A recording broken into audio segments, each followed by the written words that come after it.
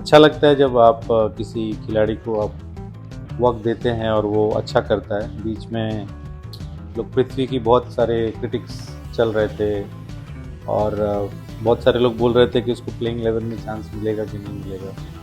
तो again we must thanks to Delhi Capitals management कि पहले तो उसको रिटेन किया और उसको खेलने का मौका दिया और उसने कल कुछ रन बनाए, तो अच्छा है उसके करियर के लिए, क्योंकि बीच में काफ़ी टाइम तक वो अनफिट था और बहुत सारे मैचेस नहीं खेला था।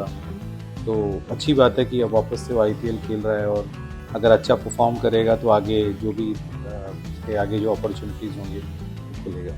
अच्छा, एक सवाल हमेशा हम करते हैं कि अगर टैलेंट था है तो फिर परफॉर्मेंस क्यों नहीं? क्लास तो आखिर क्लास होती है। हमने देखा कि पृथ्वी शॉ ने धमाकेदार अंदाज में इंटरनेशनल डेब्यू किया, अंडर 19 लेवल पर अपनी कप्तानी में भारतीय टीम को जीत दिलाई, ट्रॉफी दिलाई। और फिर एक वक्त ऐसा आया कि ऑस्ट्रेलिया से लौटते हैं, फिर रेल पटरी से उतर जाती है, वो ट्रैक भूल जाते हैं। आखिर क्या आप, चूंकि उनको लंबे समय तक आपने कोचिंग दी, आपको क्या लगता है कि कहाँ गलती हुई? देखिए, पृथ्वी मेरे पास करीब 3 साल के आसपास था, 15, 16, 17 और अंडर 19 वर्ल्ड कप खेला उस टाइम पे, 18 का जो शुरुआती दौर था। और उसके बाद फिर अगर मैं सच बोलूँ तो मैं उसको आज तक देखा भी नहीं। तो मुझे भी बड़ा अजीब सा लगता है कि एक बच्चे को आप इतने साल अपने साथ सिखाते हो, उसके सारे प्रॉब्लम्स को वो शेयर करता था मेरे साथ, उसके फादर भी आते थे और काफ़ी लंबी लंबी डिस्कशंस होती थी।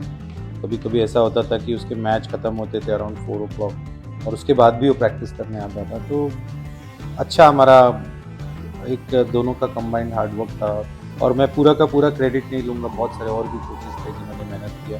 तो मैं ये बोलूँगा कि मैं उस जब से वो इंडिया के लिए खेला है वर्ल्ड कप के बाद, मैं उसको देखा ही नहीं, तो मुझे नहीं समझ में आता है कि कहाँ पे हालांकि फ़ोन पर बात हुई थी। हाँ, बीच में कभी कभार मैसेज वैसेज हो जाता है, मैं ही ज़्यादा, क्योंकि मुझे उसकी फ़िक्र रहती है तो कभी कभी कर देता हूँ। तो कहीं न कहीं मुझे लगता है कि जो प्रोसेस था उसका, जो जिस प्रोसेस से वो इंडियन टीम में आया था, क्योंकि उसको बहुत अर्ली अपॉर्चुनिटी मिली थी। शुभमन गिल के पहले वो खेला था, अंडर 19 वर्ल्ड कप में उसने रन्स किए, रणजी ट्रॉफी में काफ़ी रन्स किए, दिलीप ट्रॉफी में रन्स किए और उसी बेसिस पे उसको मुरली विजय जैसे प्लेयर को ड्रॉप करके उसको इंडियन टीम में मौका मिला था।